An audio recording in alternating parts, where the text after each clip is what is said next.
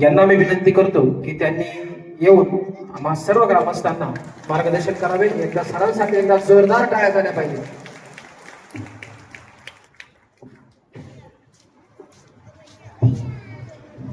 सर्वांना नमस्कार।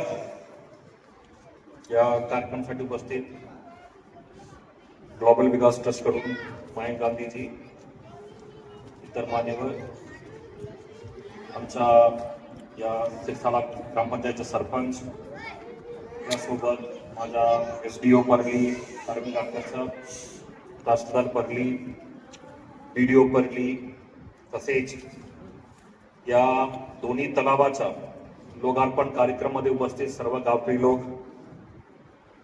सर्वप्रथम मी जिल्हा प्रशासनाच्या वतीने इथे चांगल्या पद्धतीने पाणी संवर्धन करण्याच्या प्रक्रिया हातात घेतलेला GVT ग्लोबल विकास ट्रस्ट यांच्या मी मनापासून अभिनंदन करतो। आता मी बीडमधून येताना आमचा पहिला स्टॉप दिंद्रुटला होता।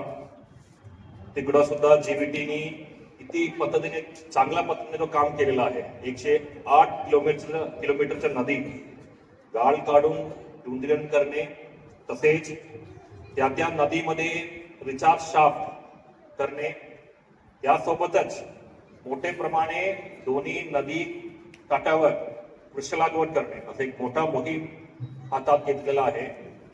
आणि त्यासोबत सिरसालामध्ये सांगितल्याप्रमाणे आमच्या दोन्ही तलाव तुम्हाला सुद्धा माहित असेल किती लहान होता म्हणून, आता पूर्ण गाळ काढून त्यामधून शेतकरीचा सुद्धा फायदा झालेला आहे, कारण गाळ तुमच्या शेतात टाकलेला आहे, त्यामुळे तुमचा सुद्धा फायदा होणार आहे। आणि पूर्ण गावाचा म्हणजे इथे मोठ्या प्रमाणे पाणी या तलावामध्ये येणार आहे। आणि सरपंच साहेब सांगितल्याप्रमाणे आमच्या सिरसाला गाव म्हणजे इकडे आधी पाणी टंचाईसाठी होता परिस्थिती, म्हणजे आता पुढच्या या वर्षामध्ये इथे मोठ्या प्रमाणे पाणी साठवण इकडे होणार आहे, त्यामुळे भविष्यामध्ये कुठल्याही प्रकारच्या पाणीच्या अडचणी या गावामध्ये असं राहणार नाहीये। आता आपण सर्वांना माहित आहे की पाणी किती महत्वपूर्ण असतात, पाणी नेहमी जीवन असतात, आणि जो पुढच्या भविष्यासाठी आपण काही संवर्धन करून ठेवायला पाहिजे असेल तो पाणी असतात। आणि आमच्या बलिदानासाठी, शेतकरीसाठी पाणी किती महत्वपूर्ण आहे सर्वांना माहित आहे। म्हणजे आता या खरीफ मध्ये बघितलं असेल तर आपल्याला माहित आहे की आमचा एल निनोचा इफेक्ट खूप मोठ्या प्रमाणे असणार आहे, पाऊस कधी कमी सुद्धा होऊ शकतो।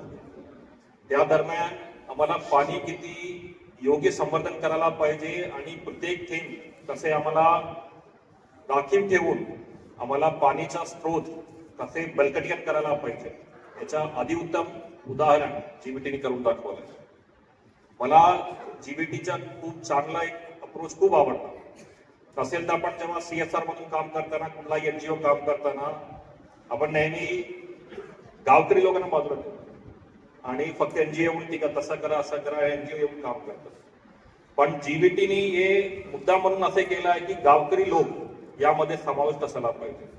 म्हणजे ज्या ज्या काम करत आहोत त्यामध्ये गावकरीला आणि गावाला क्या क्या फायदा असणार आहे, आणि जोपर्यंत गावाच्या वर्गणी येत नाही तोपर्यंत काम चालू न करणे, तसेच जोपर्यंत गाव नशामुक्त होत नाही तोपर्यंत काम चालू न करणे, म्हणजे खूप चांगला एक पुढाकार आपण समोर सांगावं लागेल। म्हणजे ज्या ज्या काम जेव्हा होतात गावकरीला वाटलं पाहिजे की आमच्यासाठी हे काम होतं, नसेल तर तो भविष्यामध्ये तो काम टिकणार नाहीये। आता मी जेव्हा दिंद्रुटला गेलो होता तिकडे खूप मोठ्या प्रमाणे त्या नदीच्या संवर्धन समिती तयार केलेलं होतं, आणि नदीच्या संवर्धन समिती सांगत होता यामध्ये प्रत्येक ज्यांनी त्यामधून लोकवर्गणी करून 15 लाख जमा करून ठेवलं होतं, म्हणजे नुसतं GVTला मदत करण्यासाठी। आणि त्यामुळे आम्हाला GVT मार्फत जो काम होता त्यामधून गावकरी लोकांचा सुद्धा एक सहभाग होता, त्यामुळे भविष्यामध्ये जो संवर्धन करणं अपेक्षित आहे तसेच होतं। पण मला सिरसालामध्ये जो काम बघितलं मी आणि दिंडोटमध्ये काम बघितलं, दोन्ही गावकरी लोकांना मला हे सूचना असेल, आव्हान असेल, आता हे काम टिकून ठेवण्याची जबाबदारी आहे तुमच्यावर आहे। म्हणजे चांगल्या पद्धतीने काम झालेलं आहे, आता वृक्ष लागवड होणार आहे, याचं संवर्धन कसे करायला पाहिजे आणि याचं प्रॉपर व्यवस्थापन कसे करायला पाहिजे, आणि हे कामामधून फायदा कसा घेतला पाहिजे हे पूर्ण गावकरी लोकांच्या जबाबदारी आहे. आता मी दिंडोटमध्ये बघितलं असेल तर आता सुद्धा तिकडे बाजूला एक मंगल कार्यालय होतं. त्याचा पूर्ण कचरा आता आमच्या नदी ती चांगल्या पद्धतीने तयार केलेली नदी होतं, मोठा केलेली नदी होतं, तिकडे येऊन टाकत होतं. मी तिकडे ग्रामसेवकला सूचना दिला, तिकडे आपण गाव संवर्धन कमिटीला सूचना दिला. आता अजिबात असं कुठलाही व्यवस्थापन, आता कचराचा असेल या फिर जो नालामधून जो पाणी येत असेल, नालामधून सुद्धा पाणी येत असेल तर तो शोषखड्डा बनवायला पाहिजे आणि जिथे जास्त कचरा मुक्त करू शकतो त्या पद्धतीने गावकरी लोक काम करून घेतलं पाहिजे आणि तसेच आपण पुढे जाऊन चांगल्या पद्धतीने गाव तयार करू शकतो. मित्रांनो, आपण सर्वांना माहित आहे की महात्मा गांधीजींनी सांगितलेलं आहे, तुम्हाला देशचा विकास करायचा असेल तुम्हाला खेडापासून गावापासून चालू करावं लागेल आणि जोपर्यंत गावाचा विकास होत नाही तोपर्यंत देशाचा सुद्धा विकास होणार नाही. त्यामुळे आता त्याप्रमाणे ज्याप्रमाणे सरपंच साहेब सांगितलं होतं, ज्या ज्या त्यांचे सर्व मुद्दे आहे मी नोंद करून ठेवलेला आहे. आपण सर्वांना माहित आहे की आपण सर्वांना घरकुलसाठी विशेष योजना आणि आमच्या जिल्ह्यामध्ये सुद्धा आपण विशेष कॅम्प्स ठेवलेला आहे. ज्या पद्धतीने सरपंच साहेब सांगितलं आहे की आमच्या इकडे सिरसालामध्ये भरपूर विनाघरच्या लोक असा आहेत आणि ऑलमोस्ट 450 घरकुल लाभार्थींना नेतीच्या सुद्धा गरज आहे. हे दोन्ही आपण प्रायोरिटीमध्ये मुद्दा घेणार आहे. प्राधान्यमध्ये मुद्दा घेऊन तुमच्या क्या क्या अडचणी येणार आहेत तो आपण तहसीलदार आणि आमच्या उपविभागीय अधिकारी साहेबांना सांगून आणि बीडीओ साहेबांना सांगून ते आपण 100% दूर करण्याचा प्रयत्न करणार आहे. त्यासोबतच सरपंच साहेब सांगितलं होतं की आमच्या ज्या तलावामध्ये अतिक्रमण आहे तो सुद्धा मला काढायला पाहिजे. मी अरविंद लाटकर साहेबांना आणि त्यांच्या महसूल टीमना अभिनंदन करतो की एक तलावाच्या ऑलरेडी मोजणी करून तो सीमा निश्चित करून ठेवलेला आहे. आता पुढच्या तलावाच्या सुद्धा लाटकर साहेब आता पुढच्या प्रक्रिया करणार आहे. त्यामध्ये गावकरी लोकांचे सुद्धा त्यामध्ये सहभाग असणं अपेक्षित आहे. मी जेव्हा तुमच्या पहिला तलावच्या स्पॉटमध्ये गेलो होता हायवेच्या बाजूला, किती चांगल्या पद्धतीने तलाव डेव्हलप केलेला आहे आणि तुम्हाला सकाळी फिरण्यासाठी एकदम त्यामध्ये 1-1.5 किलोमीटरचा रस्ता सुद्धा तयार केलेला आहे.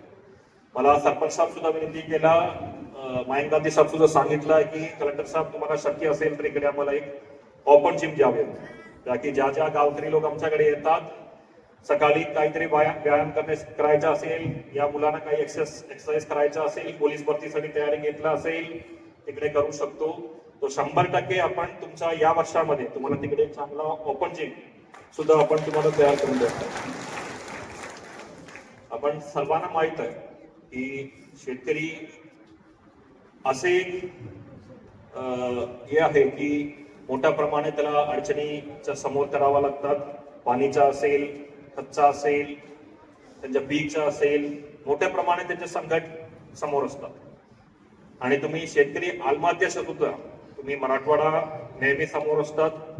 त्यामध्ये बीडमध्ये सुद्धा जास्त प्रमाणे शेतकरी आत्महत्या असतात. हे सर्व मुद्द्याचा एक उपाय, या समस्या कसे आपण सोडवू शकतो यामध्ये पाणी शिवाय कुठलाही उपाय नाही. म्हणजे तुम्हाला शेतकरी आत्महत्या थांबवायची असेल तर पाणी पाहिजे आणि त्याच्या व्यवस्था आता होत आहे. आता पाणी तुम्हाला उपलब्ध झाला असेल तर तुम्ही तुमच्या शेतीपासूनचा नफा हे कसे वाढवू शकतो त्यामध्ये तुम्ही अभ्यास करणं अपेक्षित आहे. म्हणजे आता सिरसाला असेल या फिर 108 किलोमीटर जो जीबीटीनी तयार करून ठेवायचे तुम्हाला, त्यामधून पाणी 100% येणार. पण एकदा पाणी आला असेल पुढच्या टप्पा म्हणून शेतकरीचं उत्पन्न कसे वाढवायचे, शेतकरीचा नफा कसे वाढवायचे, त्यामधून आमचे शेतकरी कसे समृद्ध होणार आहे, त्यामध्ये सर्व शेतकरी बांधव अभ्यास करायला पाहिजे. त्यामध्ये सुद्धा मला सांगताना खूप आनंद वाटतात. जीबीटीनी रेशीम असेल, सेरिकल्चर असेल, हॉर्टिकल्चर म्हणजे केली असेल, पपाया असेल, यामध्ये खूप मोठ्या प्रमाणे काम आमच्या बीड जिल्ह्यामध्ये केलेलं आहे आणि अजून करणार आहोत.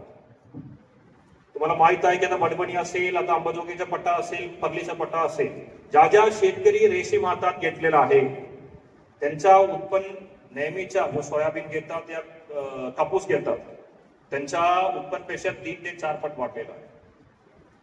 आणि ज्या ज्या शेतकरी पप्पाया घेतलेला आहे या केली घेतलेला आहे त्यांच्या सुद्धा उत्पन्नामध्ये खूप जास्त फरक झालेला आहे. आणि मला सांगण्यामध्ये खूप आनंद होतो की आम्हाला जेव्हा शेतकरी विचार करतात की आम्हाला रेशीम घ्यायचं आहे या केली या पप्पाया घ्यायचं आहे, पहिला त्यांच्या समोरच्या अडचणी क्या होतात, आता पैसा कुठून येणार, त्याचा सुद्धा उपाय जीबीटीने करून ठेवला. त्यांचा उपाय असा आहे की बँक सोबत टाईअप केलेला आहे. EU स्मॉल फायनान्स बँक सोबत तुम्हाला आधी तिकडून एक लोन देणार आहे आणि जेव्हा तुम्हाला शासनचे लाभ भेटतात तुम्ही तो परत घेऊ शकतो. त्यामुळे मला सर्व इकडे जमलेल्या शेतकरीला विनंती आहे, तुम्ही किती चांगल्या पद्धतीने जीबीटीने तो कार्यक्रम हातात घेतलेला आहे, त्यामध्ये तुम्ही सर्व सहभाग घेतलेलाच पाहिजे. आमच्या शेतकरी बांधवांचा नफा आणि उत्पन्न वाढवून त्याची समृद्धी करण्यासाठी तुम्ही त्यामध्ये मदत करायला पाहिजे. आणि बीड जिल्हा नेहमी आपण बघतात आपण शेतीचं उत्पन्न कमी झाला, शेतकऱ्याचं नुकसान झाला, तसे आपण न्यूज मध्ये बघतात. पण किती लोकांना माहित आहे की आपण देशिंग मध्ये बघितलं असेल तर आपण राज्यामध्ये क्रमांक 1 वर आहोत बीड जिल्हा. आणि अजून आम्हाला खूप पोटेन्शियल आहे, त्यामध्ये अजून काम करण्याच्या खूप संधी आहे आम्हाला. त्यामुळे सर्व शेतकरी बांधव आम्हाला देशीमध्ये किती काम करू शकतो, हॉर्टिकल्चर मध्ये किती काम करू शकतो आणि पूर्ण तुम्हाला यशस्वी असायला पाहिजे असेल तर तुम्ही त्यामध्ये तांत्रिक प्रशिक्षण घेतला पाहिजे. म्हणजे जोपर्यंत तुम्हाला शेती संदर्भात माहिती नाही, जोपर्यंत तुम्हाला शेती संदर्भात सर्व प्रशिक्षण घेतला नाहीये तो यशस्वी होणार नाही. त्यामुळे तुम्ही जीबीटी मार्फत त्यामध्ये सुद्धा तुम्ही सहभाग घेतला पाहिजे आणि तुमच्या गावाचा एक सर्वांगीण विकास कसे होऊ शकतो तो सुद्धा तुम्ही अभ्यास करून घेतला पाहिजे. यामध्ये तुम्हाला कुठलाही प्रकारची अडचण असेल तर प्रशासन सुद्धा नेहमी तुमच्या सोबत आहे. कृषी विभाग असेल, इतर रेशीम विभाग असेल, सर्व विभाग तुमच्या सोबत आहोत. त्यामध्ये सुद्धा जीबीटीने जो चांगला काम केलेला आहे पूर्ण जिल्ह्यामध्ये रेशीम संदर्भात आणि केली आणि पपाया यामध्ये सुद्धा मी त्यांच्या जिल्हाधिकारी म्हणून मी त्यांचं अभिनंदन करतो. आणि अजून यापुढे त्याला जिल्ह्यामधून आणि प्रशासनमधून क्या मदत पाहिजे असेल, क्या सहकार्य पाहिजे असेल, 100% आम्ही जिल्हाधिकारी म्हणून मी माझ्या वतीने ज्या मी करू शकतो 100% आपण करून घेणार आहे. त्यामुळे एक खूप मोठा यंत्रणा आता इकडे चालू होत आहे. मला सुद्धा दिसत आहे की एक जन आंदोलन चालू केलेलं आहे.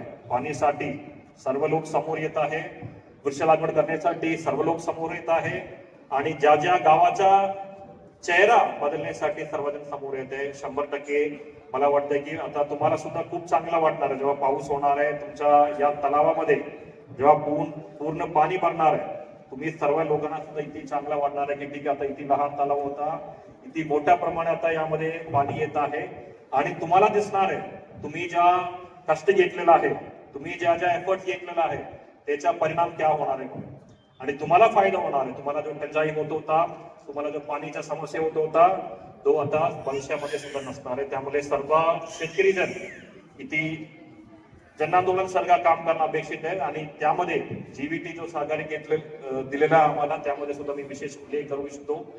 परत मी सांगू इच्छितो की आता अरविंद लाटकर साहेब डिटेल मध्ये तुम्हाला समजून सांगितलं असेल की आम्हाला इलेक्शन कमिशनच्या विशेष सखोल पुनर्निरीक्षण कार्यक्रम आमच्या इकडे चालू आहे.